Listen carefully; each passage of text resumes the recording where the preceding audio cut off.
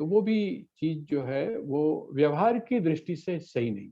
जब तक आपके जीवन में व्यवहार बना हुआ है तो व्यवहार की दृष्टि से आपने देखना है। लेकिन ये जो है जिस चीज को ये बता रहे हैं वो सिर्फ इसलिए है कि जब तक आप वहां तक पहुंच नहीं जाते हैं तब तक आप बीच में रुकिएगा नहीं। आप ऐसा मत समझ लीजिएगा जैसे आप अपनों के लिए सोच रहे हैं और आपने सोच लिया सर्वभूत हितरता, वो कहते हैं कि नहीं, ये पर्याप्त नहीं है। बड़ी अच्छी बात है कि आप कम से कम अपने शरीर से निकलकर, अपने से निकलकर आप अपनों के लिए तो सोच रहे हैं, इतनी ही बात काफी है। लेकिन अपनों से ऊपर उठकर फिर आप सेकंड स्टेप आता है जिस समय आपको कोई नहीं जानता है और आप उतने ही प्यार से, जैसे एक बड़ी बेसिक सी बात है, आमतौर पे मैंने देखा है कई परिवारों में इस प्रकार की बात होती है। आपके घर में मजदूर काम कर रहे हैं और बड़ी कड़क वाली गर्मी पड़ रही है, तो कईयों को मैंने देखा है कि वो लोग ठंडी बॉटल जो है पानी की, कि भैया ये ठंडा पानी है, आप लोग ले लो। या हमने देखा कि उनके पास रोटी तो है पर सूखी रोटी अचार के साथ खा रहे हैं। आपके मन में ये आया कि नहीं, इनको साथ में आपने सब्जी भी दे दी या दाल दे दी। ये जो इसका मतलब आपका उनके साथ में कोई रिलेशन उस तरीके का नहीं है। आप तो भाई पैसे दे रहे हैं और आप उनसे काम, लेकिन आप उसमें थोड़ा-सा आगे बढ़े। ये जो संवेदना का, इसके बारे में अगर आप स्वामी राम का एक बहुत अच्छा एक उनका व्याख्यान है आत्मविकास। तो हमारी जो चेतना है वो चेतना हमारी विकसित होती जाती है और वो जब चेतना धीरे धीरे धीरे धीरे विकसित होती है तो वो बताती है कि हमने अपने जीवन में आध्यात्मिक विकास या आध्यात्मिक उन्नति या आध्यात्मिक जो मार्ग है उसको हम सही प्रकार से, एक तरह से माइलस्टोन है वो हमको बताता है कि हम सही तरह से चल रहे हैं। यहाँ पर जो भगवान आपको बता रहे हैं वो बहुत आइडियल है और उससे पहले, इसीलिए ये जो है सर्वभूत हिते रता, इससे पहले की जो चीजें हैं, इससे पहले की जो चीजें हैं, इसके पहले की जो स्थिति है, इससे पहले जो हमारी स्थिति होती है और फिर हम सर्वभूत हिते रता की स्थिति में जाते हैं, वो भी उन्होंने दिया है। लभन्ते ब्रह्म निर्वाणम। जैसा मैं आपसे निवेदन कर रहा था कि ऐसा जो व्यक्ति है, कौन सा व्यक्ति जिसको सारी जगह पर उस ब्रह्म तत्व का ही अनुभव हो रहा है। अब आप सोच कर देखिए, जब आपको अपना मैं ही दिखाई दूंगा। स्वामी जी ने एक बहुत बड़े फकीर का एग्जाम्पल एक बार नहीं कई बार दिया है। वो बड़े घने जंगल में रहता है, बहुत घने जंगल में रहता है और उस घने जंगल में मजे की बात यह है कि भयंकर सर्प उसके साथ में लिपटे हो। उसके आसपास जो है जितने भी हिंसक पशु हैं वो भी वहां पर है, लेकिन उसकी जो मानसिक स्थिति है, उसकी जो आध्यात्मिक स्थिति है, वो ऐसी हो चुकी है कि वहां पर उसके आसपास जब ये हिंसक पशु पहुंचते हैं तो ये अपनी जो एक जिसको बोलते हैं ना, उनका आपस में कोई द्वेष नहीं होता है ना, उस वो कहते हैं कि वो भी भूल जाते हैं। उसके लिए एक हमारे यहाँ योग में सूत्र है, अहिंसा प्रतिष्ठायाम तत्सन्निधौ वैर त्याग। अर्थात जिस व्यक्ति में अहिंसा की प्रतिष्ठा हो चुकी है उस व्यक्ति के पास में यदि हिंसक व्यक्ति भी पहुंचता है, जैसा अंगुलीमाल का हम दृष्टांत लेते हैं, तो उसके पास जब वो हिंसक व्यक्ति भी पहुंचता है तो अपने वैर का वो परित्याग कर देता है। जैसे आप कई बार सुनते होंगे भगवान शिव के बारे में कि भगवान शिव के आसपास जो उनका परिवार है उनमें सारे जो हैं वो एक दूसरे के शत्रु हैं। आप जिस समय उनके वाहनों को देखते हैं तो आपको पता चलता है कि एक दूसरे के शत्रु हैं, लेकिन भगवान शिव की उपस्थिति मात्र से वो जो है परस्पर जो उनका वैर है वो समाप्त हो जाता है। तो यहाँ सबसे पहला देखिए जो लक्षण बताया, ये आत्म सर्वभूत ही ते रता कौन होता है सही अर्थों में, इसका मतलब हमारा आइडियल है। हम उससे पहले अपने आप को ये ना मान लें कि हम बहुत बड़े परोपकारी हैं, या हम जिसको बोलते हैं ना कि मैं तो जी ऐसा हूं कि मैं किसी के दुख को देख नहीं सकता, हमारी एक धारणा अपने बारे में बनती है। वो कहती हैं कि नहीं, आप जब तक इस संसार को देख रहे हैं, जब तक आप द्वैत को देख रहे हैं, तब तक आप उस उच्चतम स्थिति में सहज रूप से नहीं पहुंच सकते। तो ऋषय, मैं आपको बता रहा था ऋषि कौन है, तो कहते हैं ऋषि वो पर है काका जो जी आजकल ना मन में इतना विक्षेप आ रहा है कि सत्संग में भी ध्यान नहीं लग पाता। हाँ हाँ विक्षेप क्यों आ रहा है कि हम हाँ चाहकर भी किसी की मदद नहीं कर पा रहे, अपने हाँ आप को हाँ, बहुत हेल्पलेस फील करते हैं।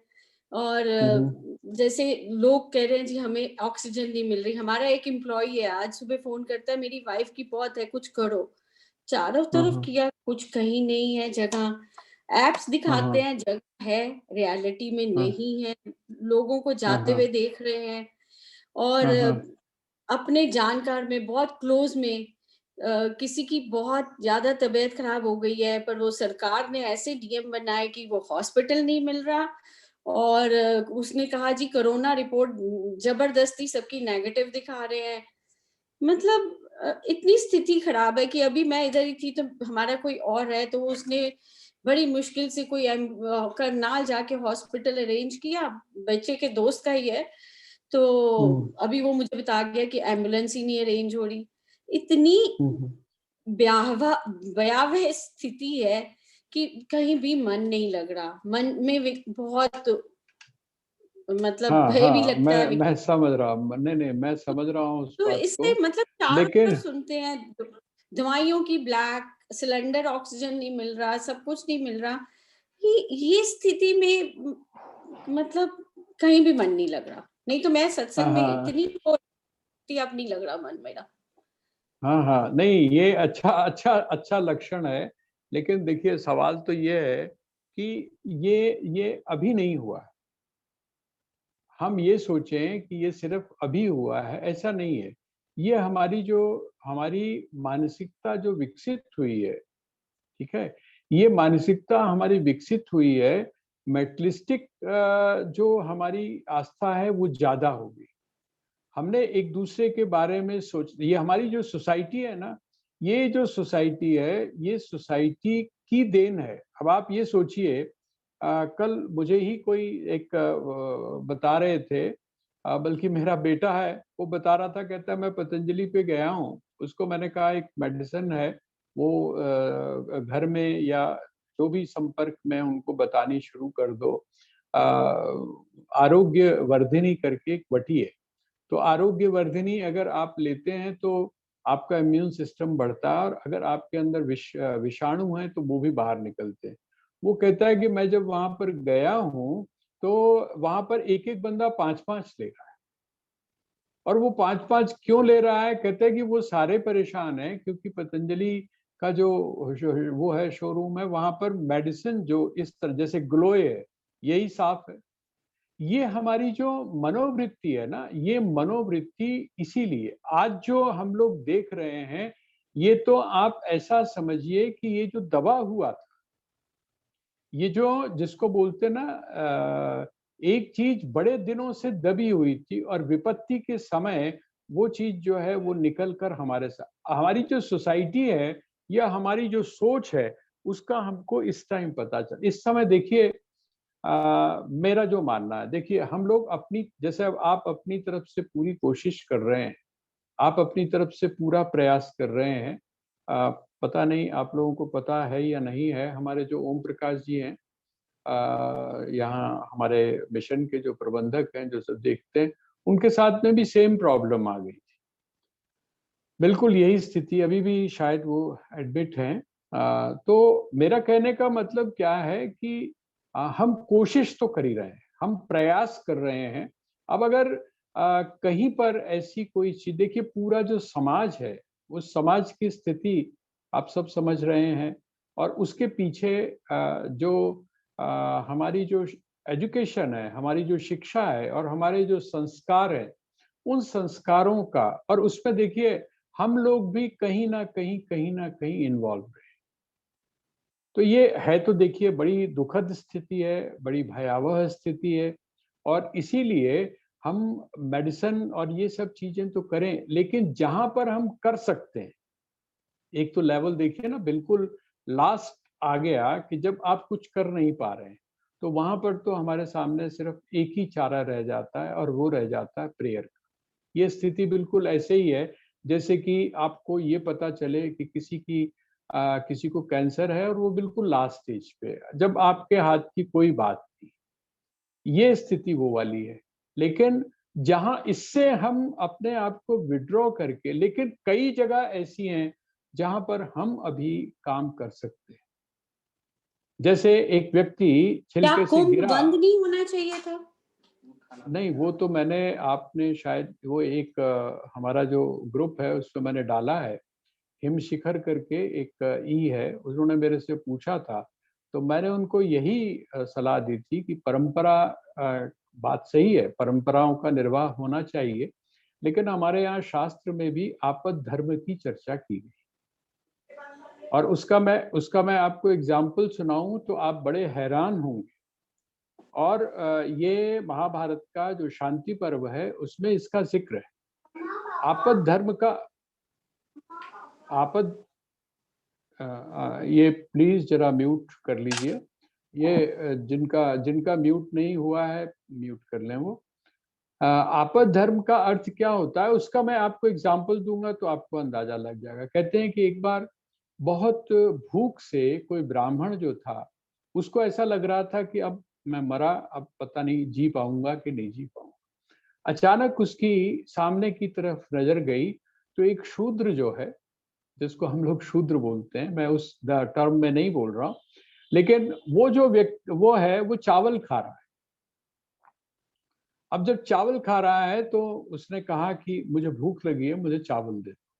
वो जो ब्राह्मण था उसने कहा मुझे भूख लगी है, मुझे चावल दे दो। वो जो शूद्र था उसने कहा कि नहीं, मैं आपको चावल नहीं दे सकता क्योंकि ये झूठे हैं। उसने कहा कोई बात नहीं, तुम मुझको दे दो। उसने लिए और लेने के बाद में उसने उनको खाया।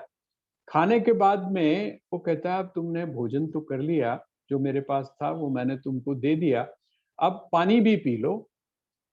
तो उसने कहा पानी मैं नहीं पीऊंगा, पानी मैं नहीं पीऊंगा। कहते हैं क्यों? कहते हैं क्योंकि पानी जो है तुम्हारा जूठा है। वहां पर ये प्रश्न उठाया, वहां उस ब्राह्मण से पूछा, उसी ने ही उसने कहा कि कमाल की बात है, मेरे जूठे चावल जो है वो मांग के तुम खा लिए तुमने, लेकिन मेरा जो जूठा पानी है उस जूठे पानी को तुमने क्यों नहीं पिया? उसने कहा वो मेरा आपद धर्म था। जीवन को बचाने के लिए जिस समय आप कोई भी उपाय करते हैं तो वो आपद धर्म में आता है। लेकिन जिस समय मुझको लगा कि नहीं, मेरे शरीर में जान आ गई है और मैं कहीं आसपास जाकर किसी झरने में या किसी स्रोत में पानी पी सकता हूं, तो मैंने पानी नहीं पिया। आपद धर्म का अर्थ ये होता है कि जब कोई ऐसी विपत्ति आ जाए जहां पर आपको प्राण बचाना बहुत जरूरी हो, वहां पर परंपराओं से ऊंचे होती है ये सर्वे भवन्तु सुखिनः की कामना। तो यहाँ भी पर हमारे बहुत जरूरी। भी हमारे ये धर्म वाले वहां पहुंचे थे सारे, ये अखाड़े वगैरह, तो क्या उनको जी ये जी। आपद धर्म का नहीं पता था? क्या सरकार को नहीं पता था ये पॉलिटिकल फेलियर नहीं है? नहीं क्या नहीं नहीं, देखिए, नहीं नहीं नीतियों का सरकार, फेलियर है? क्या, व्हाट इज द फेलियर? नहीं नहीं, देखिए सरकार को भी रोकना चाहिए था। सरकार के सामने तो सबसे बड़ी दिक्कत क्या होती है वो आप सभी जानते हो, ठीक है कि नहीं? नहीं जानते, सरकार देखिए, सेल्फिश है, हाँ वोट के सिर्फ। हाँ हाँ, वही वही वही मैं कह रहा हूँ। उसकी स्थिति बड़ी अजीब सी है। लेकिन जो अखाड़े हैं, उन अखाड़ों में जो कई लोग थे उन्होंने तो बड़ी समझदारी से काम किया है। लेकिन वहां पर भी देखिए हर क्षेत्र में आपस में एक प्रतिद्वंदिता बनी हुई है। आपने देखा होगा कि कुछ अखाड़े जो हैं वो लोग तो विड्रॉ भी कर चुके हैं वहां से, छोड़ चुके हैं वहां से। कुछ ने कहा है कि नहीं, हम ये जो क्राउड था ये क्राउड नहीं लेंगे, हम प्रतीक रूप में जाकर करेंगे। अभी आज की ही मैं कहीं पर पढ़ रहा था कि जो इसमें जो देवताओं की जो मूर्तियां हैं उनको भी स्नान करवाया जाता था, तो उन्होंने कह दिया कि नहीं, अब उसके साथ लोगों को आने की आवश्यकता नहीं है, सिर्फ जो प्रमुख हैं उन्हीं को सिर्फ स्नान करवाया जाए और किसी को स्नान। तो देखिए स्टेप हर तरह से इनकी लेकिन आप मनुष्य का जो स्वभाव है, वो चाहे कहाँ कहीं पर भी क्यों ना चला जाए, आप उसको पकड़ नहीं पाते हैं। तो वही स्थिति है यहाँ पर, और ये सभी जान रहे हैं। आप देखिए, ये सभी जान रहे हैं कि इस समय, अभी मेरे को कोई बता रहा था कि एक बड़ी अच्छी जगह पर नियर अबाउट 68 करीब जो पेशेंट्स हैं, वो पॉजिटिव पाए गए हैं। बहुत बड़ा कोई इंस्टीट्यूट है, उसके अंदर की बात है।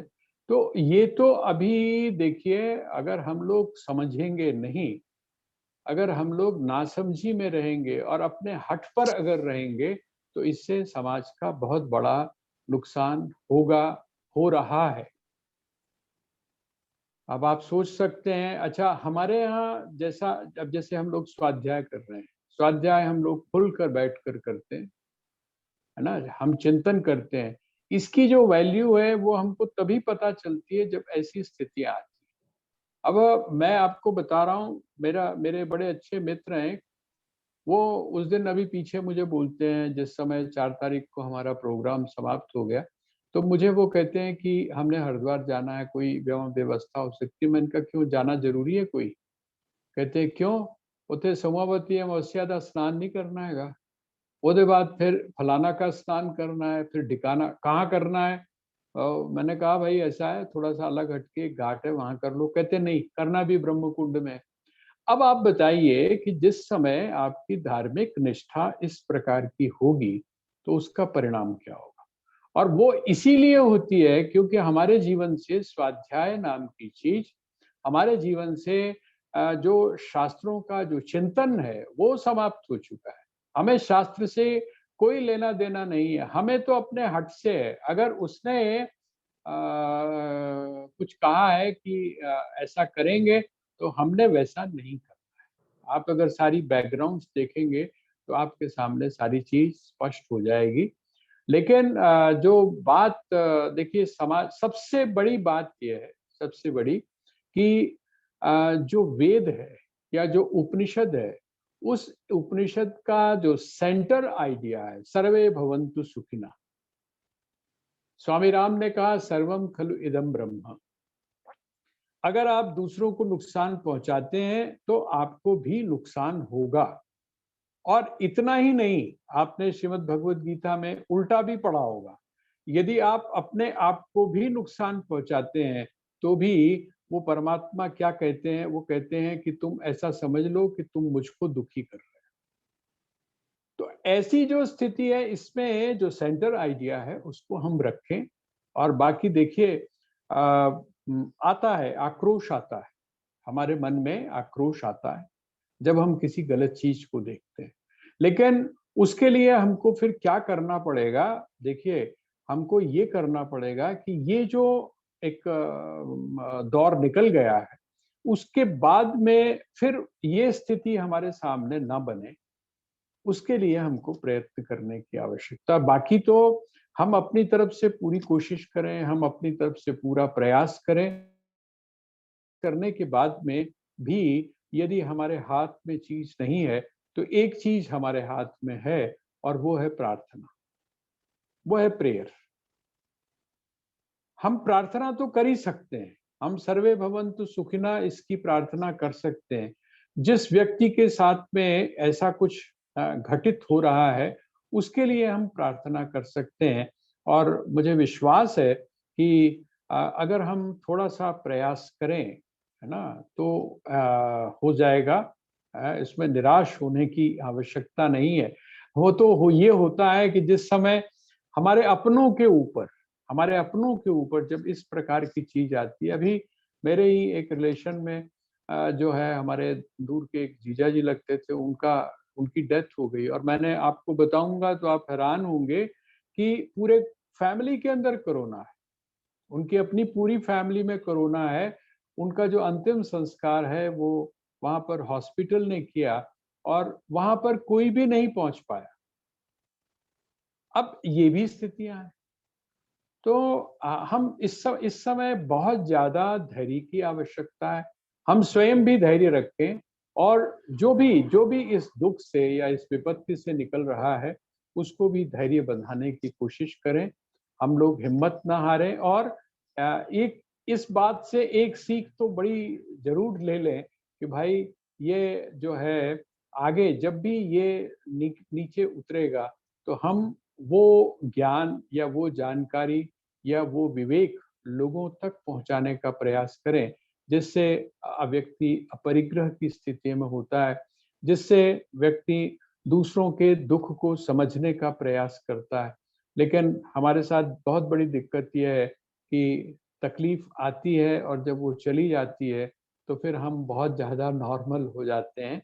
तो ये चीज़ की आवश्यकता है। एक मूवमेंट जो है वो इस तरीके का, और मुझे लगता नहीं है कि इससे अच्छा आध्यात्मिक, आप जब उसको एजुकेशन दे रहे हैं, आप आध्यात्मिक रूप से जब उसको जागृत कर रहे हैं और इस स्थिति की जब आप चर्चा कर रहे हैं, तो वो मुझे लगता है कि कहीं न कहीं वो हमारे जीवन में जैसे जैसे आक्रोश आपको है, जैसे दुखी आप हैं अपनों के लिए, वो लोग अपनों के लिए ही नहीं बल्कि दूसरों के लिए भी दुखी होंगे। तो ऋषयः आ जाते हैं हम अपने श्लोक के ऊपर। ऋषयः, ऋषि का अर्थ क्या है? जो मंत्र दृष्टा है।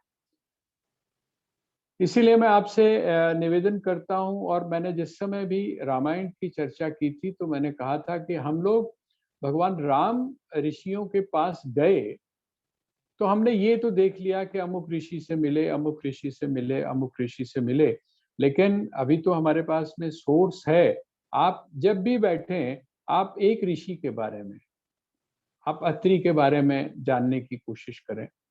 कम से कम आप जिस गोत्र से हैं, अब अगर मैं वशिष्ठ से हूँ तो मैं सिर्फ इतना ही जानता हूँ वशिष्ठ के बारे में कि वो श्री राम के कुलगुरु थे।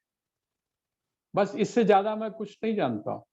इसी तरह से जो लोग भरद्वाज से जुड़े हुए हैं, अर्थात भारद्वाज से हैं, वो ये जानने की कोशिश करें कि भरद्वाज जो थे उनकी क्या खासियत थी।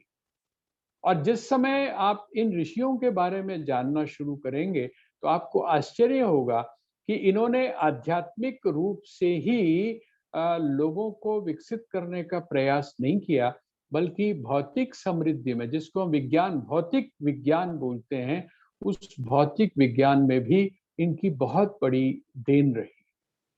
उससे हम लोग अनभिज्ञ हैं। ऋषियों का नाम तो हम ले लेते हैं, लेकिन ऋषियों ने जो खोज की उसके बारे में हम लोग बहुत अनभिज्ञ हैं। उसको भी जानने का हम प्रयास करें। तो ऋषयः, और कहते हैं ऋषि कौन होता है? एक तो जैसे तो कहते हैं क्षीण कल्मषा। क्षीण कल्मषा का अर्थ होता है जिसके जो पाप हैं वो नष्ट हो चुके हैं। ऋषि कौन है ना? तो ऋषि वो है जिसके पाप जो है वो क्षीण हो चुके हैं।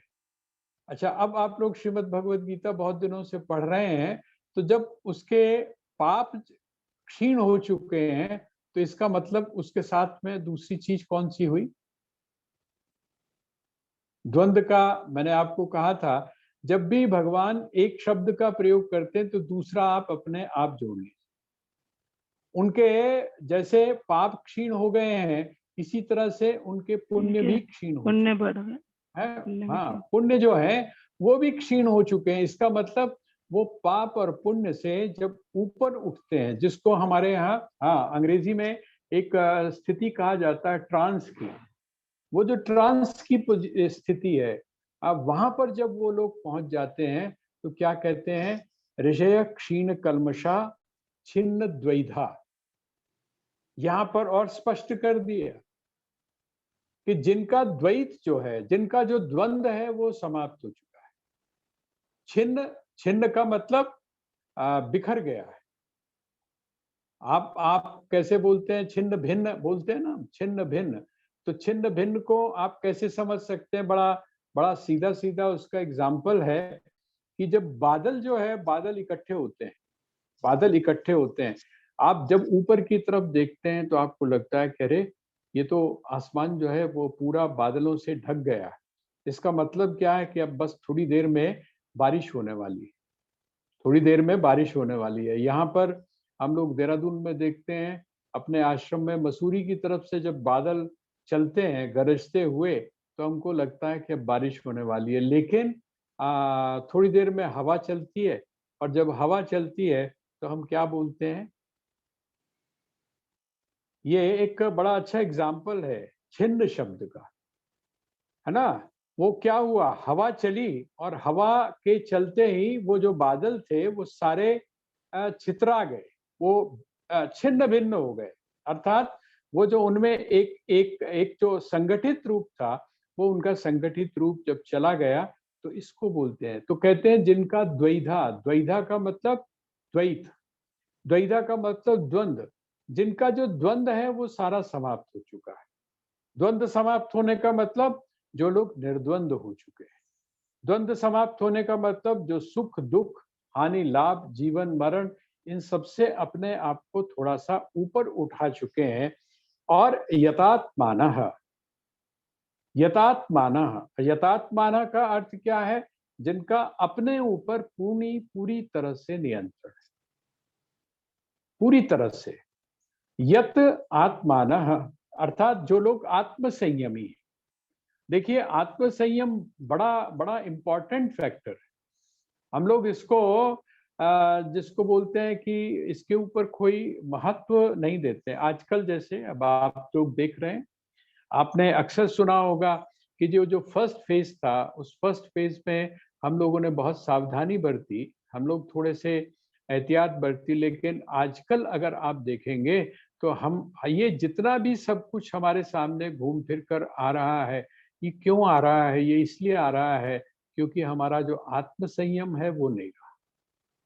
हम लोग हर चीज को, गंभीर से गंभीर जो चीज होती है उसको बहुत इजीली लेना शुरू कर देते हैं।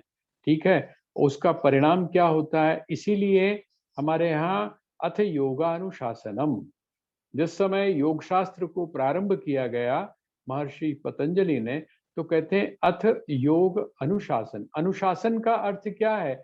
अपने ऊपर, शासन नहीं बल्कि अनुशासन, इसको बोलते हैं आत्मानुशासन।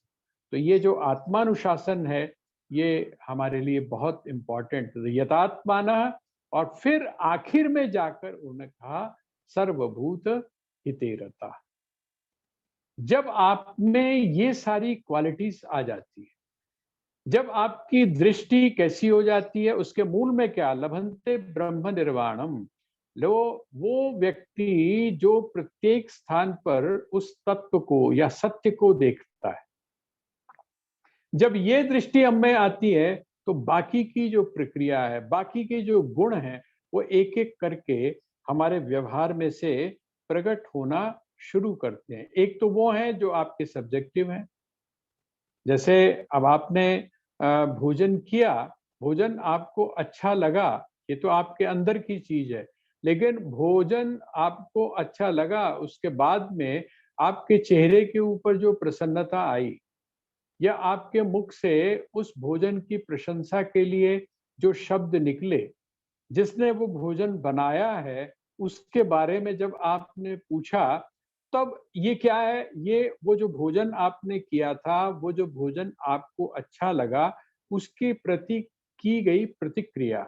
वो कहते हैं जिस व्यक्ति की दृष्टि में परमात्मा होता है, जिस व्यक्ति के जीवन के अंदर जो पाप और पुण्य आदि जो द्वंद्व हैं वो समाप्त हो जाते हैं, ऐसा ही व्यक्ति क्या होता है? सर्वभूत हिते रता। उसका जो व्यवहार है, उसका जो व्यवहार है सर्वभूत, प्रत्येक प्राणी के सर्वभूत हिते रता, उसके हित में लगा हुआ। वो अहित किसी भी तरह से किसी का कर ही नहीं सकता है, ऐसा ऐसा भगवान ने इस श्लोक में कहा। और उसके बाद वो अगला जो श्लोक है, वो उसी स्थिति का बार बार वर्णन कर रहे हैं। ये जो स्थिति है ब्रह्म तत्व के अनुभूति की, जिसको निर्वाण कहते हैं, उस निर्वाण स्थिति का वर्णन कर रहे हैं। काम क्रोध वियुक्तानाम यतीनाम यत चेतसाम अभितो ब्रह्म निर्वाणम वर्तते विदितात्मनाम। देखिए, काम क्रोध वियुक्तानाम, अब आ जाऊं मैं अपनी जगह पे। काम क्रोध वियुक्ता नाम, ये दो शब्दों का जब प्रयोग किया तो मैंने आपको क्या कहा था, ये शब्द बार बार घूम कर आएंगे, है ना। ये शब्द जो है ये बार बार घूम कर आएंगे।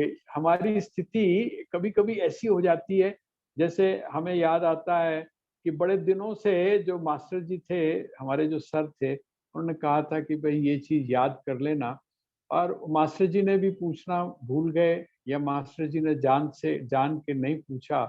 और एक दिन जब उसी शब्द को या उसी फॉर्मूले को रिपीट किया, तो बच्चों के मन में क्या डर पैदा हो जाता है, उनके मन में पैदा हो जाता है कि जो इन्होंने होमवर्क दिया था वो कहीं ऐसा ना हो, पूछे हाँ भाई जिन जिन को याद है वो अपने हाथ उठाओ। है ना? तो ये जो स्थिति है, ये स्थिति, या मैंने तभी आपसे बार बार निवेदन किया है कि ये दो तीन शब्द जो हैं ये बार बार घूम कर आपके सामने आए। इसका मतलब इसी से लगता है कि ये कितने इंपॉर्टेंट है ना। यहाँ पर वो शुरू में कामक क्रोध वियुक्ता नाम, वियुक्त का अर्थ क्या होता है, जिसमें नहीं है, जिसमें काम और क्रोध नहीं है। तो कहते हैं कि एक से ही काम बन जाता अगर वो बोल देते कि जिस व्यक्ति में कामना नहीं है, जिस व्यक्ति में किसी भी प्रकार की कामना नहीं है। आपके मन में कभी ये प्रश्न पता नहीं आया कि नहीं आया कि यदि कह देते कि कामना अगर नहीं है तो क्रोध भी नहीं हो सकता। भाई कामना होगी तभी तो क्रोध होगा। क्रोध का जो मूल है वो कामना है। लेकिन यहाँ पर कामना कौन सी, यहाँ पर तो कामना जो सामने दिखाई दे रही है। लेकिन कभी कभी आपने महसूस किया होगा, कहते कि जी मेरा तो मूड जो है वो उखड़ा हुआ है।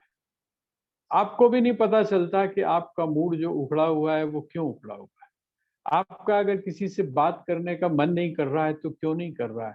आप में अगर इरिटेशन हो रही है तो क्यों हो रही है, आपको नहीं पता चलता। कभी कभी वो कहते हैं ये असल में क्या है, ये आपके जो भीतर बैठा हुआ है, वो जो कामना है वो जो आपके भीतर कहीं छुप के बैठी हुई है। उनको लगा कि ये तो मेरे पीछे डंडा लेके पै गए। तो एक तो चूहा होता है, एक चूही होती है, छोटी सी एक ना चूही होती है। एक तो चूहा जो है वो तो पकड़ में आ जाता है, लेकिन जो चूहिया होती है वो पकड़ में नहीं आती है, बड़ी तेज होती है वो। कहते हैं इसी तरीके से हमारी जो मनोवृत्तियां हैं वो बड़ी तेज होती है। वो क्या करती हैं, आपको बताऊं, आप सोचोगे कि ये कहाँ कहाँ से ढूंढ ढूंढ के लाता है। वो जो किरली होती है ना, किरली, छिपकली, छिपकली छिपकली के स्वभाव का आपको अगर पता हो, तो छिपकली क्या करती है, जब उसके ऊपर उसका शत्रु कोई अटैक करता है तो वो कोशिश करती है पहले तो बचाने की, लेकिन जब बच नहीं पाती है तो अपनी पूंछ उसके मुंह में डाल देती है। अपनी पूंछ जो है वो या तो उसके मुंह में डाल देती है या अपनी पूंछ छोड़ देती है। और जब पूंछ छोड़ती है तो वो पूंछ जो है बड़ी तेजी से उछलती है। तो वो जो उसको पकड़ने वाला होता है वो सोचता है कि असली यही है। और वो छिपकली क्या करती है, वो अपनी पूंछ वहीं छोड़ के और वहां से फरार हो जाती है, क्योंकि उसको पता है कि ये पूंछ जो है ये फिर कुछ दिनों के बाद में उग आएगी। कहते हैं हमारी वृत्तियां भी ऐसी होती हैं। जिस समय उनको उनको आप पकड़ने के लिए चलते हैं ना किसी भी वृत्ति को, तो वो क्या करती है, वो पूंछ आपको पकड़ा देती है कि आप इसके साथ उलझे रहो, और वो अपना चुपके से दूसरा रूप धारण कर लेती है। तो वो जो आपके भीतर है, आपके भीतर जो संस्कार के रूप में बैठा हुआ है, जिसका आपको पता भी नहीं, आप तो बाहर की तरफ ध्यान दे रहे हैं ना कि मेरे में कामना ना हो, लेकिन वो जो प्रसुप्त कामना थी, सोई हुई कामना थी, उसको मौका मिला और वो उठकर खड़ी हुई। और जैसे ही उठकर खड़ी हुई, आपके मन में विक्षेप पैदा हो गया, आपके मन में क्रोध पैदा हो। इसीलिए उन्होंने कहा काम क्रोध वियुक्ता नाम यति नाम। देखिए, यति शब्द का अर्थ, यति शब्द का अर्थ होता है आत्मसही। अभी आपने पीछे पढ़ा है यतात्मना, यतात्मना अर्थात जिसका अपनी जो इंद्रियां हैं, जिसने स्वयं को जीत लिया है, जिसने स्वयं को जीत लिया है उसको बोलते हैं यत। और यति का अर्थ क्या है? वो जो स्वयं को जीतने वाला है। तो यति नाम और यत चेतसाम। देखिए, यत चेतसाम। अब ये जो चित्त है, ये जो चित्त शब्द है, ये चित्त शब्द आप मन, हम लोग आमतौर पे मन के रूप में लेते हैं, लेकिन आप थोड़ा सा अगर चाहेंगे तो नोट कर लीजिएगा, नहीं तो कल मैं आपको एक वो बना के दूंगा। वेदांत में आपकी जो वृत्ति है, वृत्ति का मतलब आपके मन में जो चीज उठती है, उसको उन्होंने 4 हिस्सों में बांट दिया। हमको तो लगता है बाहर से एक ही जैसी है, लेकिन जो वेदांत के आचार्य थे उन्होंने कहा कि नहीं, समझने के लिए यदि हम इनको 4 हिस्सों में बांट लेते हैं तो क्या फर्क पड़ता, मतलब